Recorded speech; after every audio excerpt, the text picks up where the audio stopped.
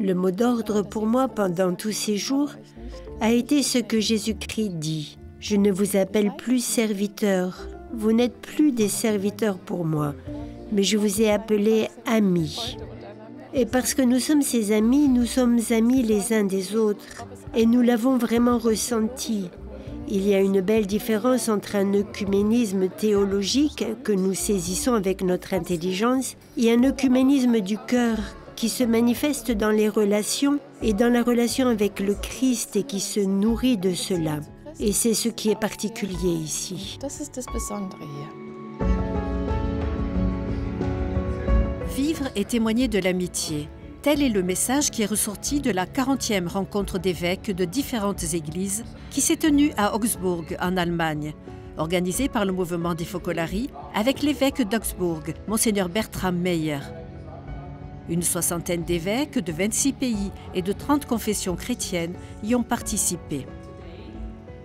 Oser être un, tel était le titre de cette rencontre, qui a donné une large place aux échanges, aux contributions sur les initiatives œcuméniques dans les différentes régions de provenance des évêques et aux impulsions spirituelles de la spiritualité de l'unité. Les évêques ont parlé d'unité dans la diversité, de synodalité, d'engagement pour la paix. Ils ont partagé les joies mais aussi les préoccupations et les peines de leurs communautés respectives.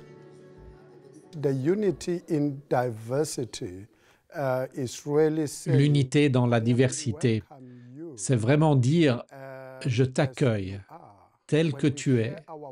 Lorsque nous partageons nos blessures les uns avec les autres, lorsque je reconnais ma blessure et que je rencontre quelqu'un qui a des blessures, eh bien nous devenons des guérisseurs les uns pour les autres. Il n'y a pas de réconciliation sans repentir, sans pardon, sans transformation.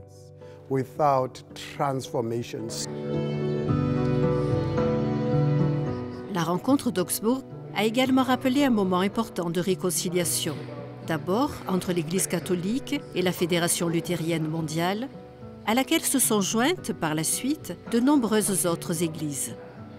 Il y a 25 ans, l'Église Sainte-Anne avait vu des représentants des deux églises signer l'historique déclaration commune sur la justification.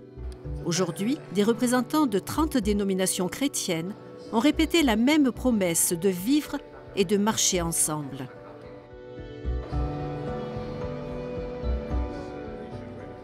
À Augsbourg, le lien entre les églises et la société civile a une longue tradition.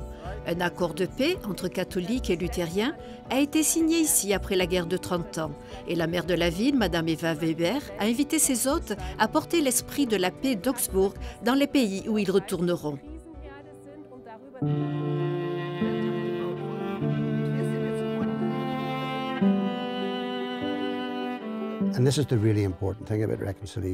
C'est ce qui est vraiment important en matière de réconciliation.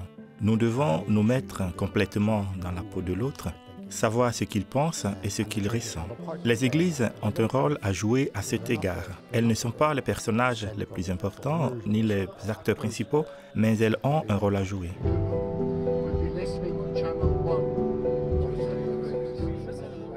Les relations fraternelles et chaleureuses vécues durant ces journées ont été scellées par un pacte solennel.